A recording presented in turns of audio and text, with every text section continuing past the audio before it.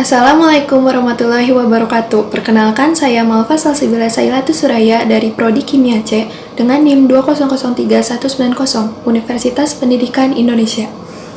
Kali ini saya akan mempresentasikan tentang artikel jurnal ilmiah yang berjudul Kajian Bentuk Tipografi pada Puisi Kontemporer. Pertama-tama saya akan menjelaskan bagian dari sebuah artikel. Yang pertama yaitu ada judul, dirumuskan tidak lebih dari 14 kata, dan mengandung kata kunci untuk mempermudah sistem penelusuran dan indeks subjek. Judul ini ditulis dengan huruf Bentley Sans FB dengan ukuran font 16. Judul yang saya ambil yaitu Kajian Bentuk Tipografi pada Puisi Kontemporer. Selanjutnya yaitu ada nama penulis dan afiliasi. Untuk nama penulis ditulis dengan huruf Gil Sans MT dengan ukuran font 14. Untuk penulisnya yaitu saya Malva Salsabila Sailatu Suraya dan Ibu Nuri Novianti Afida sebagai penulis penanggung jawab. Lalu selanjutnya ada afiliasi penulis yang diisi dengan departemen, fakultas, universitas, dan alamat email sang penulis. Bagian ini ditulis dengan ukuran font 12 dengan font Gil Sans MT. Selanjutnya yaitu ada abstrak. Di bawah afiliasi, abstrak ditulis dengan huruf Times New Roman dengan ukuran 11 dengan indeks kiri dan kanan dan memiliki line spacing sebesar 1 cm. Abstrak harus berisi uraian pentingnya topik yang dibahas, kesenjangan yang ditemukan antara teori dan kenyataan, metode, hasil dan pembahasan, serta kesimpulan dalam bahasa Indonesia dan bahasa Inggris. Untuk abstrak, dari judul Kajian Bentuk Tipografi pada Puisi Kontemporer yaitu puisi menjadi karya sastra yang memiliki kata-kata dan susunan yang indah. Bentuk ekspresi pada puisi menyangkut ciri visual atau bentuk fisik puisi. Pada puisi kontemporer, banyak ditonjolkan kata yang berulang-ulang atau penekanan pada suatu kata tertentu. Puisi kontemporer khususnya menampilkan suatu puisi dalam aspek visual dengan bentuk-bentuk tipografi yang dapat dinikmati oleh penglihatan pembaca. Namun, kekurangan dalam aspek kebahasaan ini menjadikan puisi kontemporer kurang diapresiasi. Sehingga, metode dilakukan secara kualitatif dengan teknik pengumpulan data secara purposive sampling. Hasil yang diperoleh yaitu tipografi bukan hanya dihasilkan untuk dinikmati secara visual, tetapi alasan penyair membentuk sebuah tipografi pada puisi juga memiliki makna dalam yang terkandung.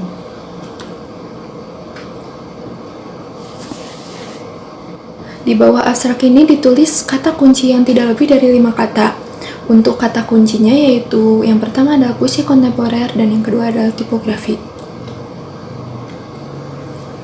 Dan ini ada abstrak yang berbentuk bahasa Inggris, isinya sama dengan bahasa Indonesia. Lalu selanjutnya yaitu ada pendahuluan. Pendahuluan ini berisi uraian masalah dalam bentuk latar belakang penelitian atau pokok persoalan yang dieksplorasi pada sebuah artikel. Untuk pendahuluan dari artikel saya yaitu pandangan Hudson terhadap puisi adalah sebagai salah satu cabang seni yang menggunakan kata-kata sebagai medium penyampaian untuk membuahkan ilusi dan imajinasi. Contohnya seperti lukisan yang menggunakan garis dan warna dalam menggambarkan gagasan. Puisi dalam perkembangannya semakin unik, contohnya dengan munculnya puisi kontemporer. Puisi kontemporer adalah puisi yang lahir dalam waktu tertentu dan bentuk serta gayanya tidak mengikuti kaidah-kaidah puisi lama pada umumnya. Cahyono sebagai seorang yang memperkenalkan puisi kontemporer, ia menyatakan bahwa puisi kontemporer adalah bentuk puisi yang berusaha lari dari ikatan konvensional puisi itu sendiri. Puisi tersebut ditandai dengan adanya bentuk yang aneh dan ganjil. Ciri fisik dari puisi kontemporer salah satunya adalah tipografi. Tipografi adalah pembeda yang sangat penting antara puisi dengan prosa dan drama. Tipografi bahkan dipandang begitu penting sehingga menggeser kedudukan makna kata-kata dalam puisi-puisi kontemporer. Menurut Aminuddin, tipografi yang ada di dalam puisi berfungsi sebagai penampilan yang artistik dan dapat memberikan nuansa makna dan suasana tertentu.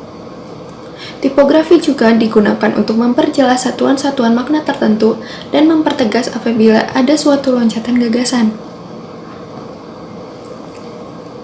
Pada sajak lama, keteraturan jumlah larik dalam satu bait menyebabkan tidak adanya unsur kreativitas. sehingga tipografi pada puisi kontemporer akan menjadi sangat menarik untuk dilihat oleh pembaca.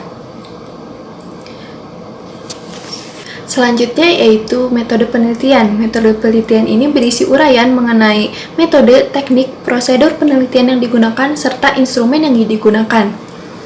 Untuk metode penelitian harus disusun secara ringkas dan jelas.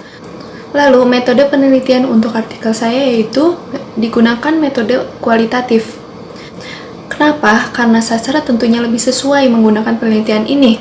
Sastra merupakan bentuk karya kreatif yang bentuknya senantiasa berubah-ubah dan tidak tetap sehingga harus diberikan penafsiran. Lalu untuk pendekatan yang dilakukan yaitu melalui pendekatan pragmatik. Pendekatan ini menitik beratkan pada peranan pembaca di dalam menghayati karya sastra.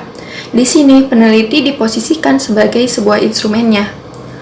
Untuk data penelitian yang saya ambil yaitu puisi kontemporer dari penulis Yudhiswara yang berjudul Catatan pada Sebuah Zaman, lalu penulis Sutarzi Kalzumbahri yang berjudul Tragedi Winka dan Sihka, dan puisi dari Noor Kamarendra yang berjudul Di.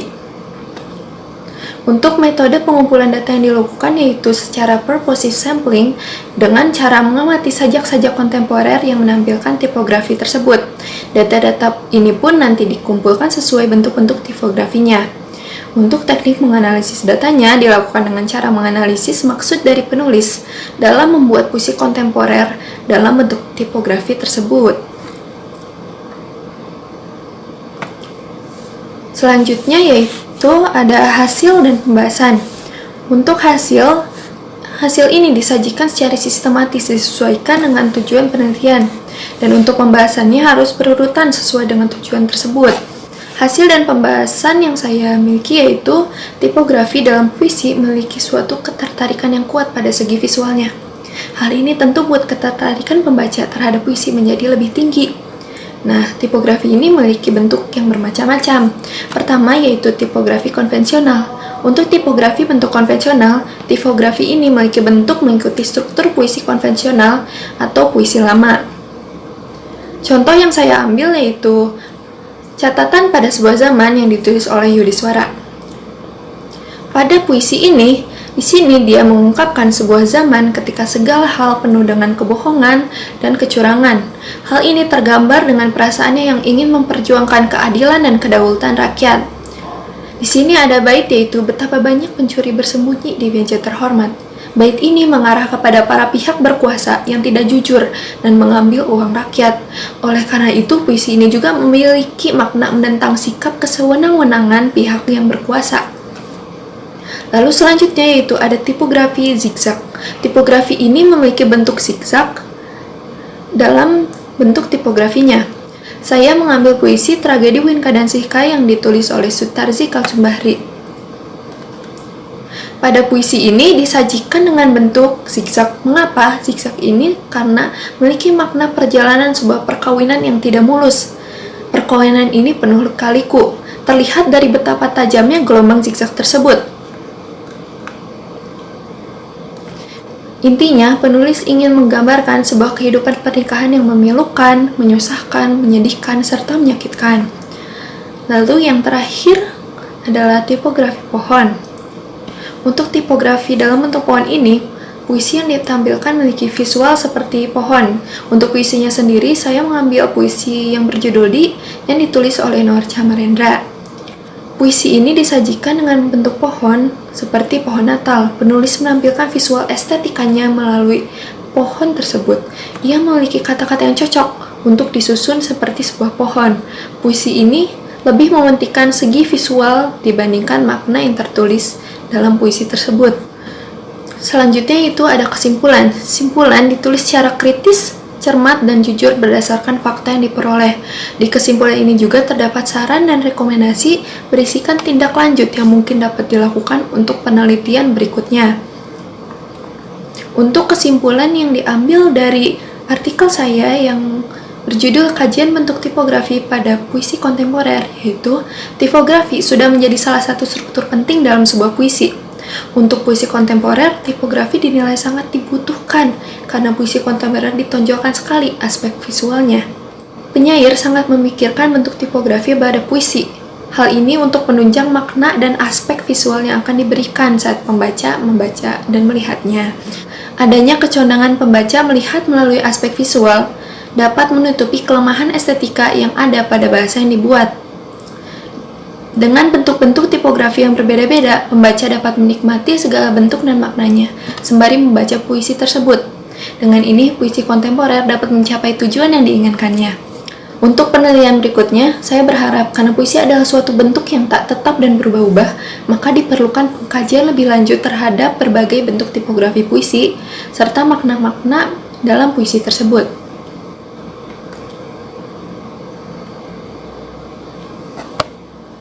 Lalu selanjutnya ada daftar pustaka. Daftar pustaka ditulis dari sumber yang benar-benar digunakan sebagai acuan. Untuk daftar pustaka ini disusun dengan model American Psychological Association atau APA style dengan rata kiri. Untuk daftar pustaka dari artikel saya yaitu sebagai berikut.